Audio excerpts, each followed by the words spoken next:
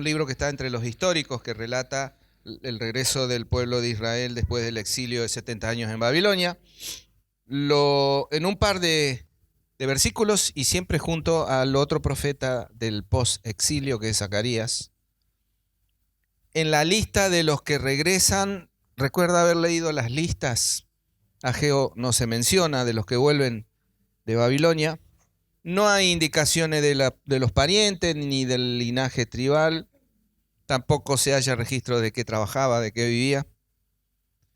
En el capítulo 2, versículo 3, pareciera decir que él había visto la gloria del templo destruido por Nabucodonosor en el año 586, lo cual lo haría mínimo de 70 y pico de años cuando escribe la profecía. Esto se lo digo a los hermanos mayores. No hay jubilación en la fe. Ni la reclamen, ni la esperen, ni la busquen. Nuestro último aliento acá es sirviéndole al Señor.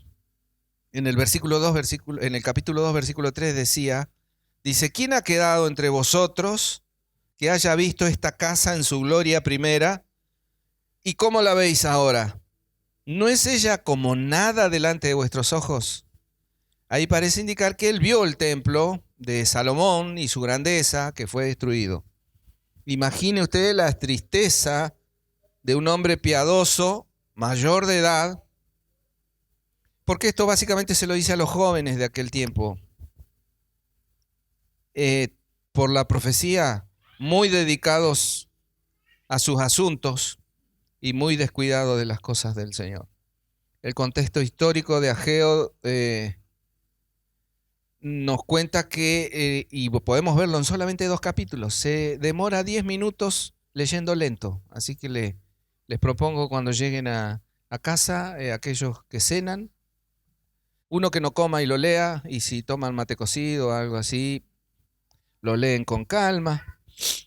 Da 4 profecías y datadas, fechadas con exactitud.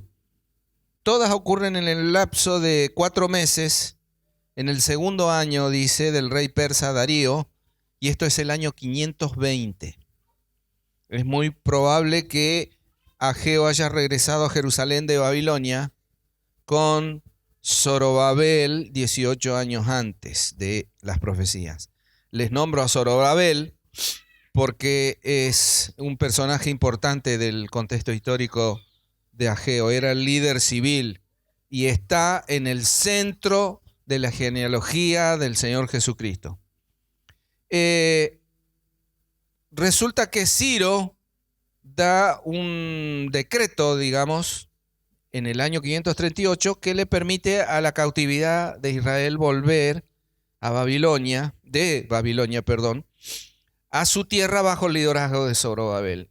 Y también aparece el otro personaje clave que es Josué, guía espiritual o sumo sacerdote del contingente de aproximadamente 50.000 judíos que volvieron.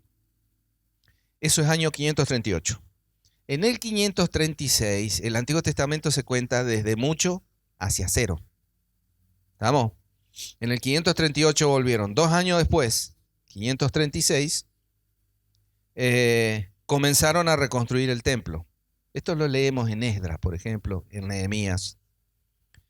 Pero se encontraron con oposición de los vecinos y la propia indiferencia del pueblo que había vuelto. Así que la obra quedó abandonada.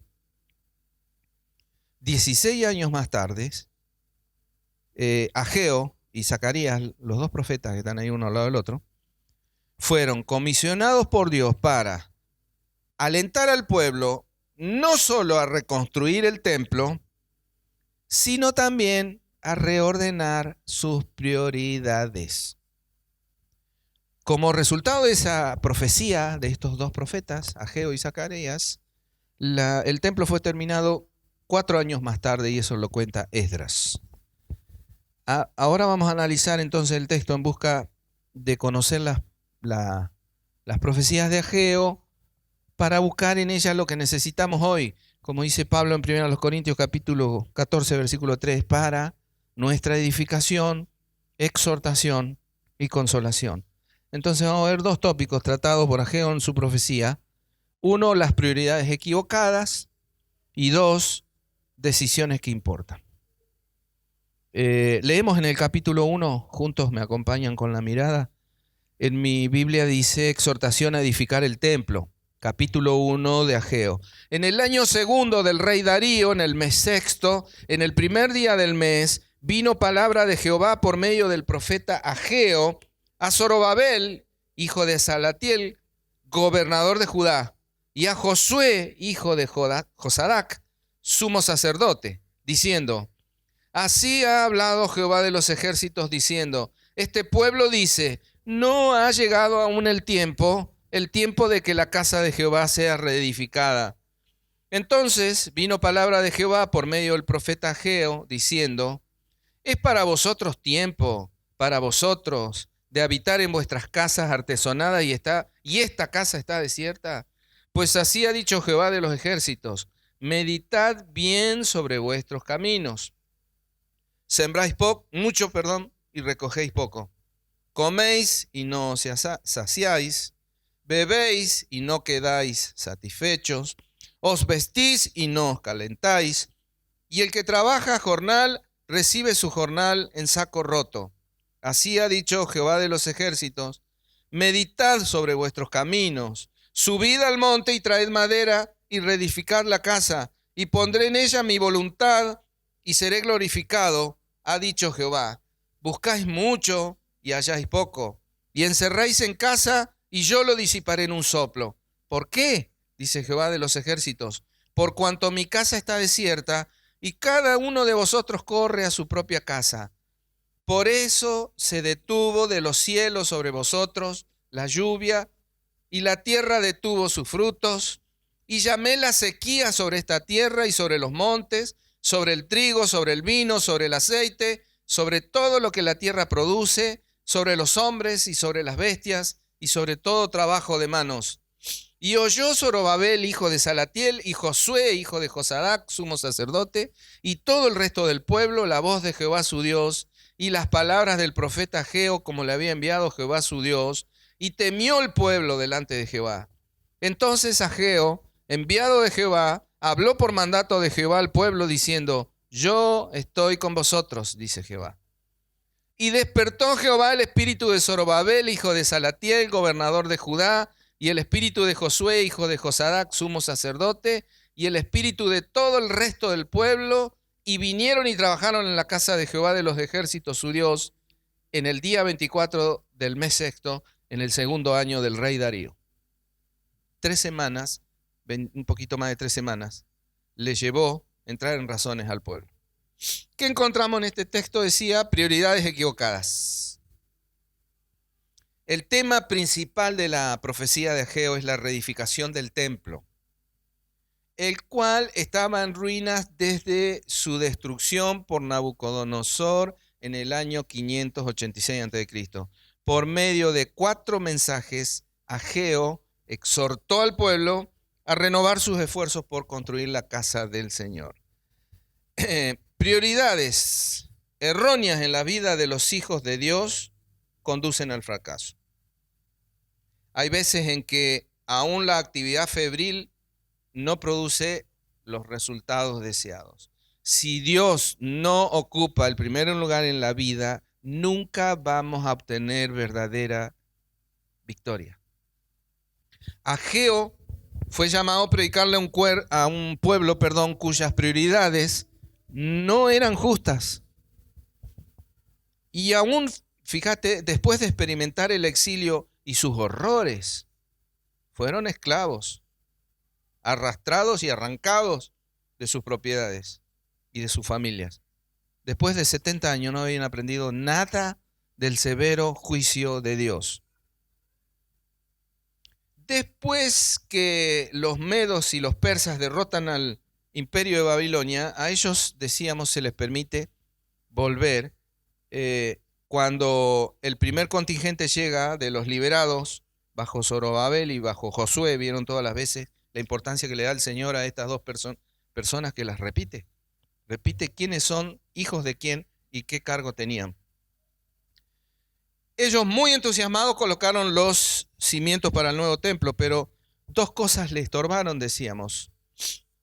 Primero, la oposición de las personas que vivían en la tierra y también que dedicaron mucho esfuerzo y mucho tiempo en construir sus propias casas. Para cualquiera esto puede ser natural y puede ser hasta lícito.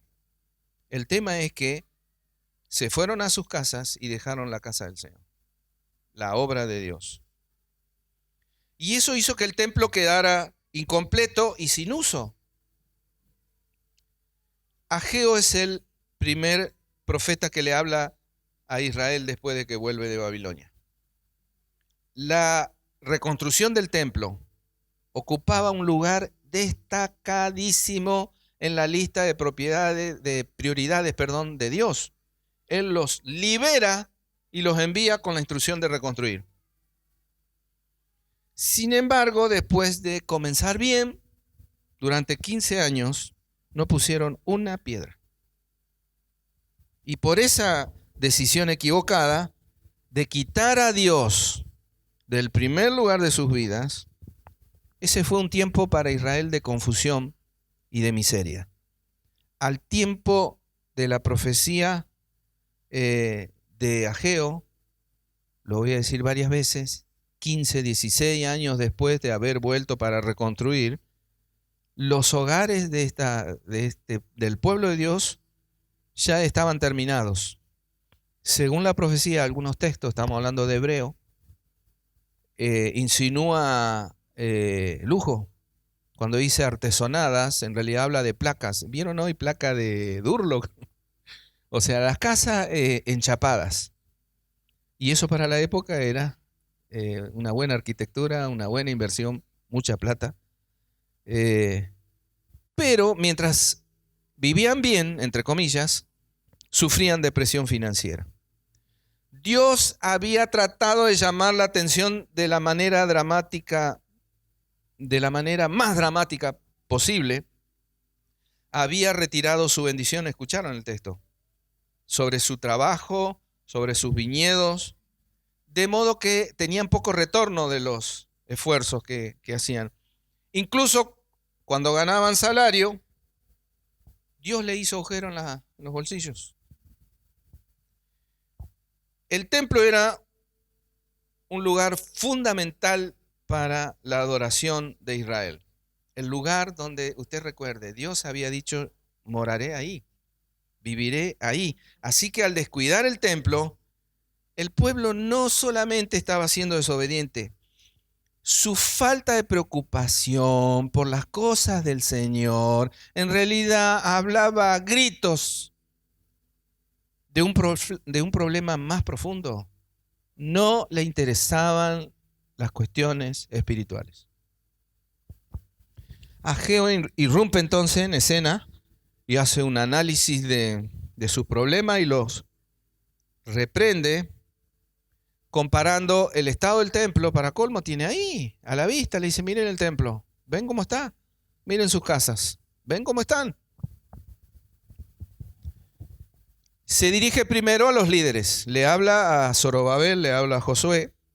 Ellos son responsables directos de la política y de la religión en la nación, y ellos responsables digo, porque no debían permitir que la gente siguiera poniendo excusas pecaminosas acerca de por qué estaba descuidando el proyecto del templo.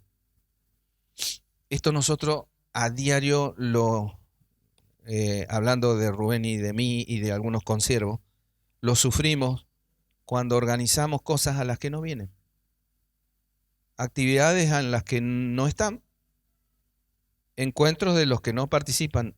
Todo el mundo tiene excusa. Y en realidad habla de que primero hay otras cosas, después las cosas de la iglesia. Hay iglesias que tienen actividades los 7 días. Miren, si nosotros tuviéramos 7 días de actividad, nos afusilan, decía un intendente de acá de hace unos años. Luego de hablarle a los líderes, Ageo le habla a todo el pueblo, pero condena la indiferencia espiritual y el egocentrismo. Les lanza el desafío de reedificar el templo y todos, líderes y pueblo, reaccionan con entusiasmo, inmediatamente comenzaron a construir. Recuerde, en 3 semanas, en 23 días, empiezan a trabajar. En 3 años, el templo quedó listo. Al hacer la obra de Dios, la cuestión de su voluntad y su tiempo es importante. A medida que pasaban los días, pasaban los años, los judíos excusaron su indiferencia diciendo, no es momento todavía. El verdadero problema, en aquel contexto, digo, era que estaban demasiado ocupados en su comodidad, construyendo sus propias casas. Capítulo 1, versículo 4 dice, casas con paneles, casas artesonadas, casas con placas, según la versión. Y estaban tan ocupados, muy ocupados, como para dedicar tiempo o esfuerzo a construir la casa de Dios. Tenemos que hacer mucho esfuerzo, hermanos, todos, principalmente los que sirven, de no estar muy ensimismados, muy absortos en sus propios planes. Llámese esto sus propios ministerios, sus propios proyectos, sus propias casas, sea esto física o financiera, tan ocupados en mi cosita que pierdo de vista toda la obra de Dios. Y busquemos hacer su obra en su tiempo y según sus instrucciones. Te digo más, hoy es el día de poner manos a la obra. No cuando me reciba, no cuando apruebe, no cuando consiga trabajo, no cuando me case, no cuando... Cuando hablamos del descuido del pueblo de Dios, de la reconstrucción del templo, de la casa de Dios, de la obra de Dios, en realidad pensemos en todo lo que en toda la obra del Señor. Porque nosotros ya tenemos templo, pero la obra va más allá de esta casa. Aun cuando falte terminar, aun cuando falten comodidades, nosotros tenemos donde adorar como cuerpo, pero la obra no está terminada. Y hay muchas cosas de la obra que no se están haciendo. Una empresa en Letonia ofrecía préstamos a corto plazo de hasta $1,000 a altas tasas de interés, sin preocuparse por la calificación ni la garantía de los solicitantes. O sea, cualquiera iba y pedía $1,000, no tenés algo de garantía, no importa, toma los $1,000. Decía en el sitio web, solo hay una condición. El solicitante debe comprometer su alma. Esto parece el programa de Los Simpsons de Bart le vende el alma a mi hija, o no me acuerdo a quién se lo vende. Según las condiciones del préstamo, el alma iba a ser propiedad de la empresa hasta que el préstamo fuera completamente reembolsado. Si fue una broma, si fue una estrategia de marketing, no se sabe. Y es real esto. Le firmaron el papelito, mi garantía es mi alma. El problema es que algunas personas están dispuestas a ceder sus almas por un poquito de dinero. Y eso nos recuerda cómo las prioridades humanas contrastan con las del Señor. El pueblo, decíamos, esperaba el momento adecuado y decía, aún no llegó ese momento. Y el profeta revela la falsedad de la actitud. No era que estaban esperando el tiempito para la hora del Señor, es que estaban muy ocupados en sus propios proyectos y en eso ponían su energía. Cuán inadecuada es esta locura de esperar tiempos adecuados para servir a Dios y hacer su obra, cuando lo único que se necesita es acción. La verdad es que la acción es siempre el resultado del deseo. Entonces, si uno desea, después hará. Deseemos la cosa del Señor primero. Tenemos que pensar nuestras prioridades espirituales, decía, en la administración de nuestros recursos físicos y materiales. Porque, por ejemplo, cuidamos primero nuestra economía y le damos lo que sobra al Señor.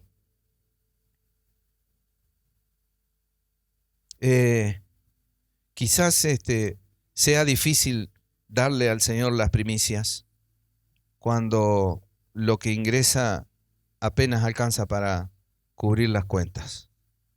Sin embargo, cuando tenemos nuestras prioridades en orden, Dios tiene inagotables maneras de bendecirnos. ¿Y qué nos preocupa?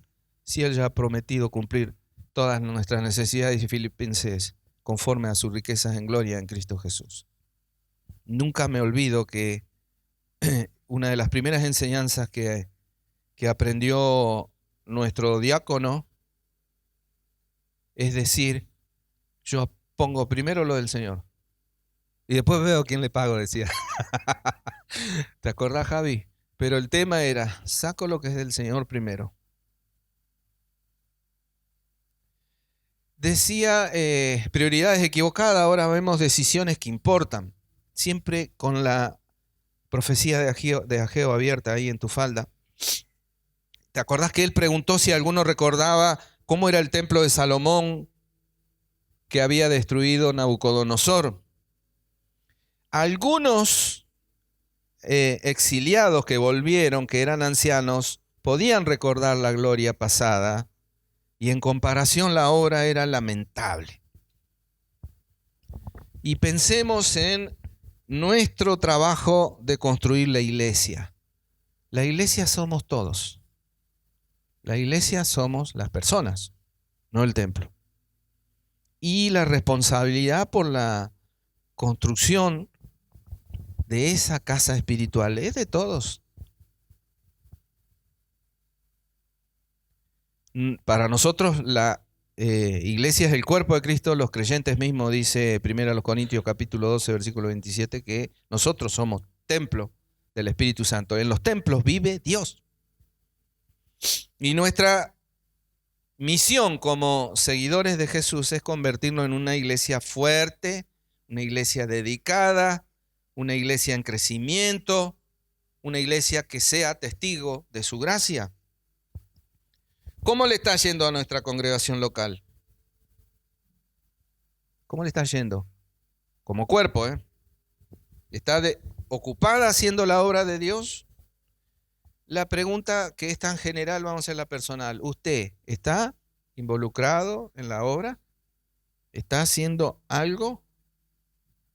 ¿No será que está distraído en sus propios proyectos?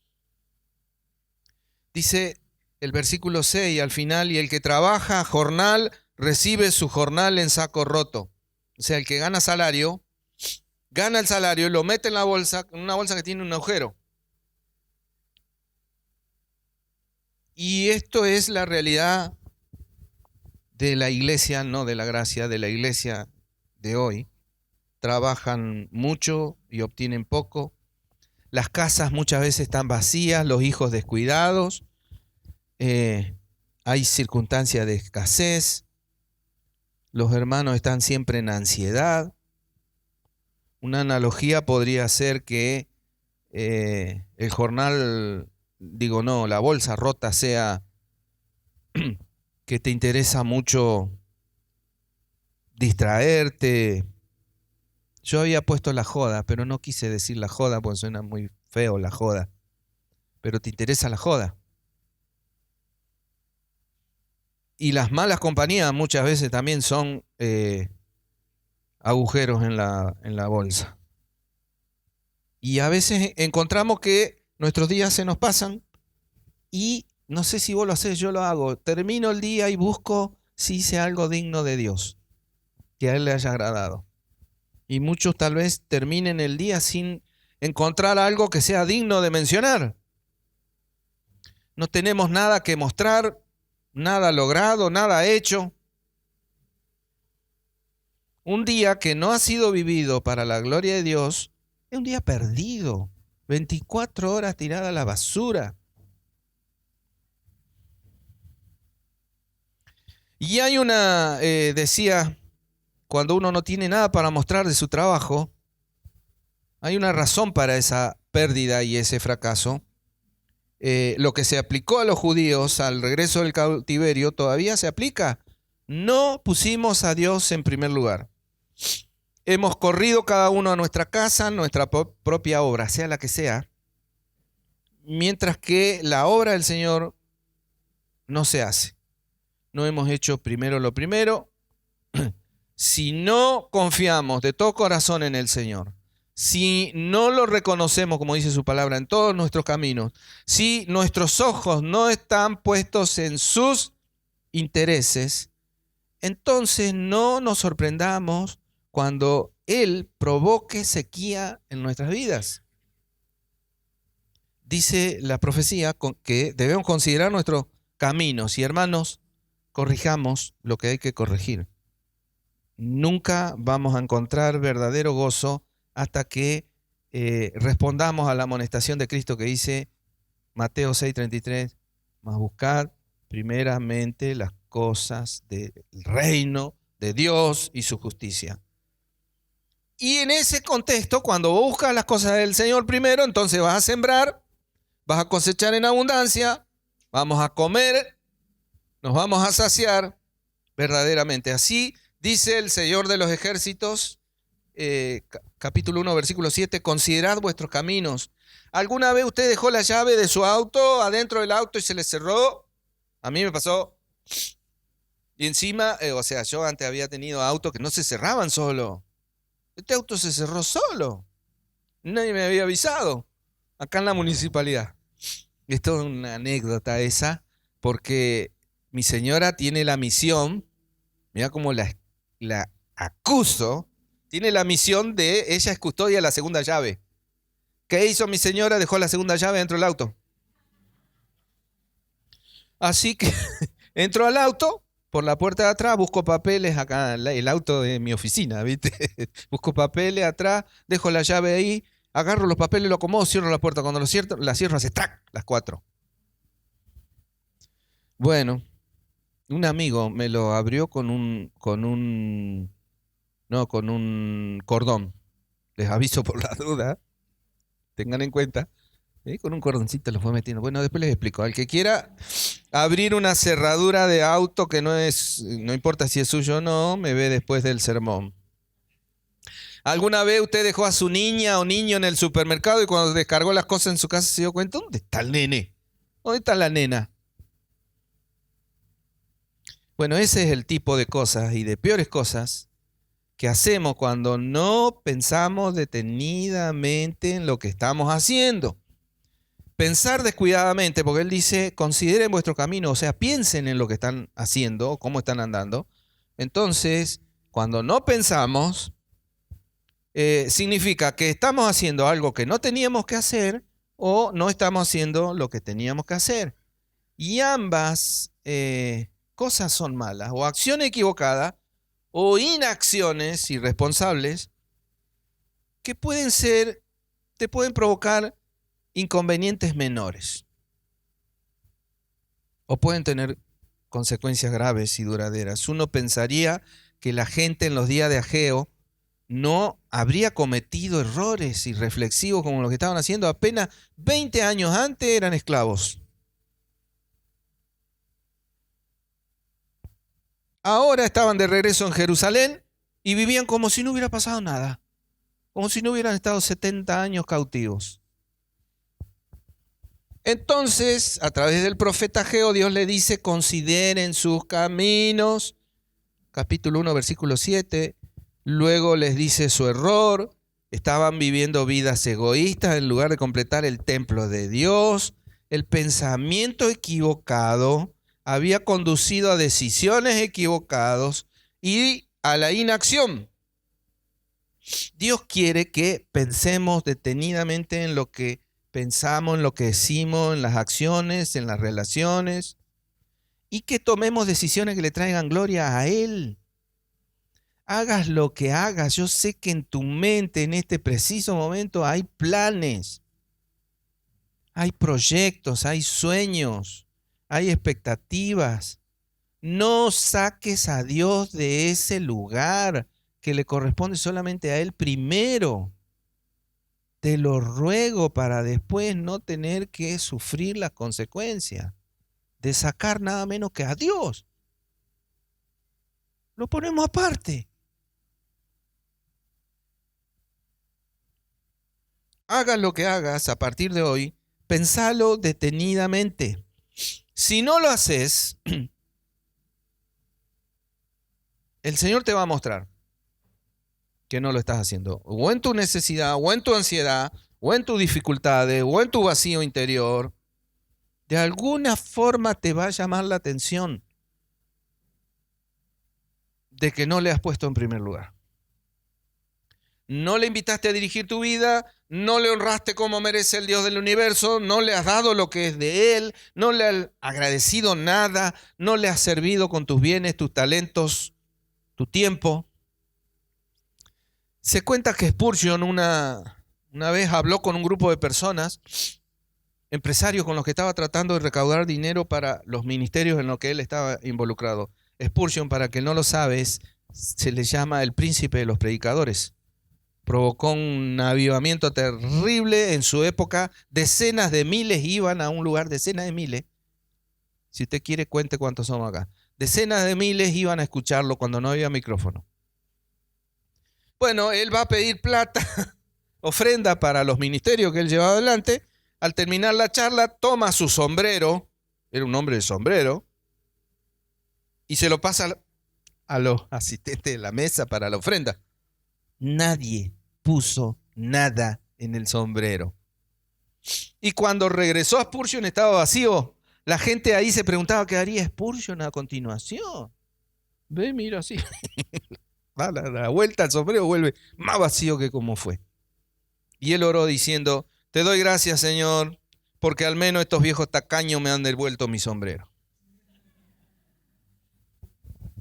Entre las conclusiones, gracias a los precisos datos de Ageo, sabemos que pasaron 23 días desde la primer profecía hasta que agarraron la pala y la reconstrucción del templo. Y eso nos dice muchas cosas. Por ejemplo, que Zorobabel y que Josué fueron líderes eficaces, porque hablaron con la gente, en 3 semanas estaban trabajando. Y nos dice también que el corazón del pueblo era espiritualmente receptivo, porque obedecieron y temieron al Señor. Esto significa que le mostraron respeto y reverencia. Che, estamos hablando de Dios. Mejor dicho, che, Dios nos está hablando. ¿Y cómo responde Dios a esa actitud del pueblo? Renueva la promesa del pacto que ellos, fíjate, más deseaban escuchar. Les dice en el versículo 13, yo estoy con vosotros. ¿No te suena a esas hermosas palabras de Mateo capítulo 28, versículo 20? Y he aquí, yo estoy con vosotros siempre, todos los días hasta el fin del mundo, dice Cristo. ¿Cuál fue la clave de la obediencia? Desde una perspectiva humana, y esto lo estamos escuchando mucho en estos días, alinearon sus corazones con Dios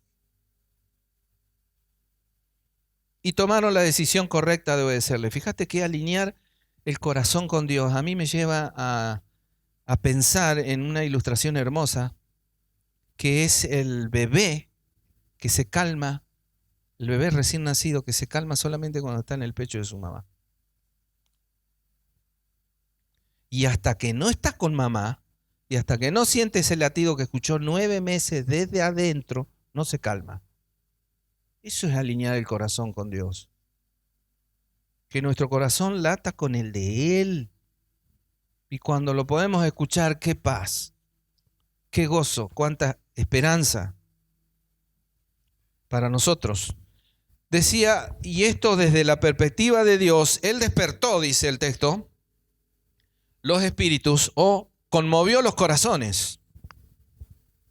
Frase que cuando Él dice y Él despertó sugiere tanto la pasión como la acción. O sea, ellos escucharon y se emocionaron, pero hicieron algo.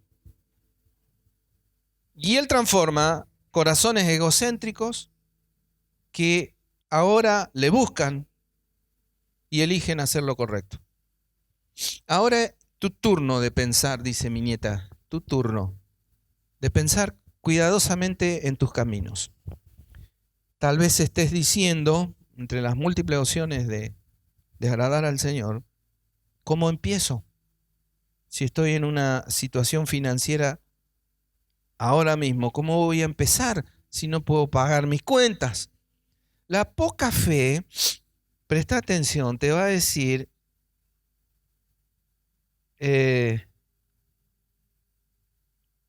no sé si Dios va a poder cumplir sus promesas sobre mi economía. No estoy muy seguro, pero necesito comenzar, así que voy a comenzar con el 3%. Luego voy a subir al 4%. En algún momento voy a pasar al 7%. Después voy a llegar al 10% cuando pueda. Sí puedo. Tal vez suba un poco más ese porcentaje. Puede que me lleve aproximadamente 1 año o 2 años. Pero voy a empezar ahora mismo lo mejor que pueda. Te digo, pensar así es mejor que nada. Pero la gran fe dice, Dios me ha dicho que lo pruebe. Así que lo voy a hacer. Voy a empezar a dar el 10 y luego me voy a sentar a ver cómo Él comienza a bendecirme y a satisfacer mis necesidades. Puede parecer interesado, pero Dios nos manda a confiar. Confiar en Él, invertir en Él, probarle a Él, comprobar su generosidad a prueba de desconfiados. Porque le deshonramos y le faltamos el respeto cuando no confiamos en Él.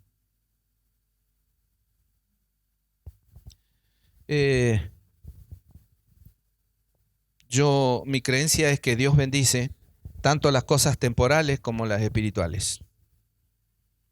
Y al hombre que le honra, poniéndolo en primer lugar, no le va a fallar. Nunca he conocido una excepción a esta regla divina. Y le desafío a usted que me venga a decir, yo le di a Dios y Dios me falló. Nosotros, y para la gloria del Señor, lo digo, la familia Olmos, le damos al Señor a través de esta iglesia. ¿Por qué? Porque creo en sus ministerios. Creo en las mujeres cuando ministran a las mujeres. Creo en los jóvenes cuando ministran a los jóvenes. Creo en los jóvenes enseñándole a los niños. Creo en las chicas cuando le enseñan a los chiquitos. Porque creo en sus ministerios, creo en su misión, creo en los administradores, creo en las multitudes que el Señor va a alcanzar a través de nosotros. Y creo que podríamos hacer un poco más como iglesia si tuviéramos más fondos. Es cierto, con fondos es más fácil, pero creo que los tengamos o no, el Señor tiene grandes cosas guardadas para nosotros en el futuro. Y estoy muy agradecido del Señor de poder invertir en el reino de Dios a través del ministerio de la Iglesia de la Gracia. Pensaba en esto, Dios solo diseñó un sistema para financiar la obra. No tiene 2 planes, tiene un solo plan. La ofrenda generosa, de corazón abierta y de mano abierta de su pueblo. Y eso es asombroso para mí porque cuando Jesucristo asciende, pone en marcha la mayor misión que nadie hubiera imaginado jamás y la mayor empresa que el mundo jamás va a conocer. Establece un canal a través del cual el mundo eventualmente va a escuchar el Evangelio de Jesús. Establece una empresa o una compañía de creyentes que es cada vez más grande que cualquier otra compañía o empresa en la historia. ¿Y cómo se debe financiar una empresa de este tipo? La Biblia solo tiene un plan. Dios le da a su pueblo un ingreso para que su pueblo pueda devolverle una parte de ese ingreso para financiar la obra que es de Él. Y ese es el único sistema que Él ha ideado jamás para sostener su gran iglesia en esta tierra. La Biblia nos anima a ofrendar generosamente y el piso del Antiguo Testamento es el 10% de nuestros ingresos a la iglesia del Señor. Pero el cristiano promedio, esto es en toda la iglesia, y hay estudios de esto, científicos, el cristiano promedio ha considerado oportuno donar solamente el 3 o el 4%. Para ilustrar la desconfianza que tenemos en la provisión de Dios, de cada peso, no existe más el peso hoy, pero de cada peso el 3% son, el 3 o el 4% son 3 o 4 centavos. ¿Y qué de tu tiempo, de tus talentos, tus demás decisiones? Si alguien que no sabe, que no te conoce, que no sabe que vos venís a esta iglesia y te observa, ¿viste? Observa tus decisiones, observa tu forma de vida. ¿Él sabría que Dios está en el centro?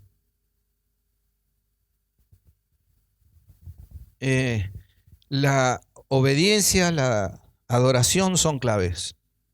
Y como no podemos simplemente obligarnos a nosotros mismos, necesitamos la ayuda de Dios para buscarlo a Él y tomar decisiones correctas. Necesitamos entonces que Él avive nuestro espíritu, transforme nuestro corazón para que podamos ser mejores y fieles seguidores de Él. Y ojalá este sea tu clamor. Cuando la Biblia habla de clamor, habla de grito. Ojalá este sea tu grito desde el alma, hoy y todos los días. Como dice la canción que recita Cristo moriste en una cruz, que no me acuerdo cómo es el título. Poema de salvación. Señor, ayúdame a serte fiel. Amén. Rubén.